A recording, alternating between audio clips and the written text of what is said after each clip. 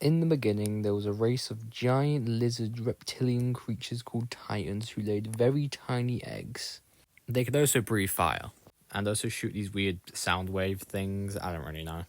For a very large period of time, the titans didn't really do anything important. Apart from banishing a species known as giraffes for being too weird, they didn't really have much going for them. The only other sentient species in the universe were a race known as the archivists, who were basically the equivalent of space zookeepers. They would travel to any random planet in the universe and preserve whatever life was there by transforming them into puppets. Eventually, the archivists stumbled upon the Boiling Isles, which then led to them meeting the Titans. At first, the archivists didn't really seem to give a shit about any of the Titans, but they all unanimously agreed that the Collector was really annoying, so they told him to go hang out with the Titans so they can have a day off. The Titans were surprisingly pretty chill about the whole thing and didn't really mind the archivists. This was mostly due to the Collector becoming pretty good friends of all the Titans' children, and played many games with them, one of them including taking them to space for some reason. Unfortunately, after the archivists discovered that their powers wouldn't work on the Titans, and after apparent meddling from the Titans' part, they decided that the Titans were too much of a threat to keep around.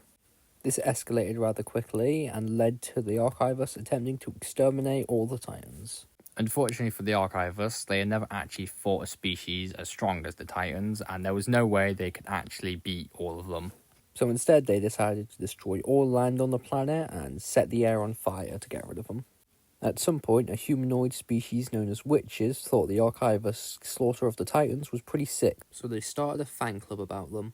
The archivists decided to play along with the fan club, coming to the conclusion that they could actually be useful in their quest to exterminate all the Titans. After gaining a pretty heavy kill count at this point, the archivists started to wear the skulls of fallen Titans to trick surviving Titans into believing that they were fellow surviving Titans. The fan club also started to do this too, but with the only exception of them wearing the skulls of baby Titans. Somehow the fan club's subpar disguises ended up working on most of the Titans.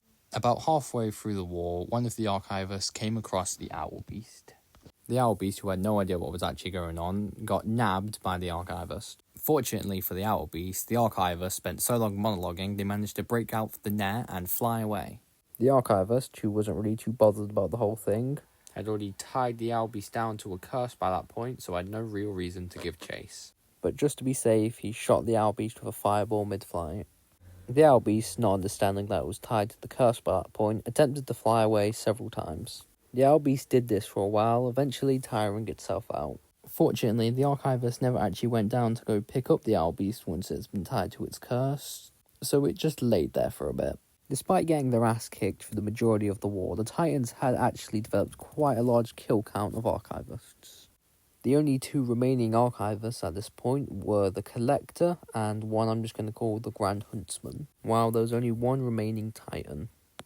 The Titan, who was only fighting to protect the final Titan egg, knew he had no actual real chance of beating the Grand Huntsman, so he used a magic cheat code to seal him inside a tiny glass circle. Meanwhile, the Collector, who I assume had just been doing nothing but spinning around this entire time, was eventually found by the final Titan. The Titan, after hiding his son, believed the Collector to be another threat to the egg, so he used the same magic cheat code to trap him away too.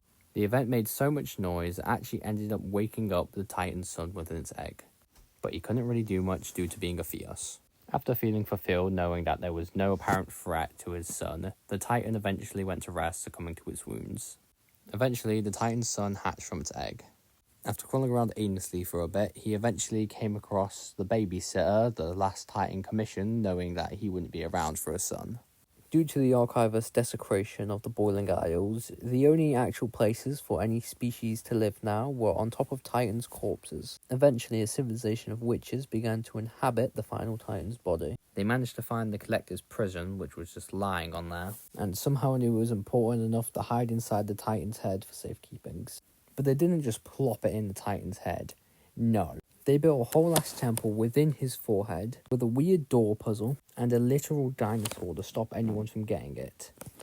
Unfortunately, that species ended up going extinct right after what was known as the Hectaceous period. Eventually, the Grand Huntsman's prison was found by the remaining members of his fan club. The Grand Huntsman sadly did not enjoy his new life in his glass circle and ordered his fan club to go out and find the remaining Titan.